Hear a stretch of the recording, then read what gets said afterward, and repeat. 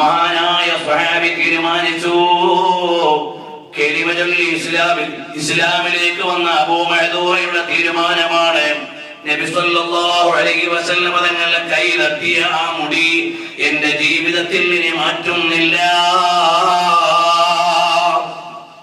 അതേ രീതിയിൽ തന്നെ മുടി അങ്ങനെ വളരുകയാണ്. ഹബീബായ സല്ലല്ലാഹു അലൈഹി വസല്ലം തങ്ങളോടുള്ള മഹബ്ബത്താണ്. അത് നിയമമല്ല, അത് മഹബ്ബത്താണ്, അത് ആദരവാണ്, അത് നിയമമല്ല. അങ്ങനെ നബി തങ്ങളെ തടവിയ മുടി വെട്ടാൻ പാടില്ല എന്നൊരു നിയമമില്ല. അതാണ് കേവലം അനുകരണമാണ് സ്നേഹം എന്ന് മനസ്സിലാക്കിയവർക്ക് രണ്ടും മനസ്സിലായില്ല എന്നാണ് എന്റെ അർത്ഥം. കേവല ഇത്തിബാഅ് മാത്രമാണ് മഹബ്ബത്ത് എന്ന് പറഞ്ഞാൽ മഹബ്ബത്ത് അറിയില്ല, ഇത്തിബാഅ് അറിയില്ല. കാരണം നിയമത്തെ അനുസരിക്കുന്നതിനല്ല ശരിക്കും ഇത്തിബാഅ് എന്ന് പറയാം.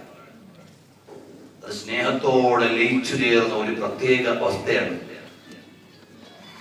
പിന്നീട് നമുക്ക് പറയാം, ഹബീബായ സല്ലല്ലാഹു അലൈഹി വസല്ലം തങ്ങൾ ആ ഹബീബായ സല്ലല്ലാഹു അലൈഹി വസല്ലം തങ്ങളുടെ കരസ്പർശമേറ്റ മുടി വെട്ടിക്കളയാൻ അബൂ മഅ്ദൂറ തയ്യാറാവുന്നില്ല.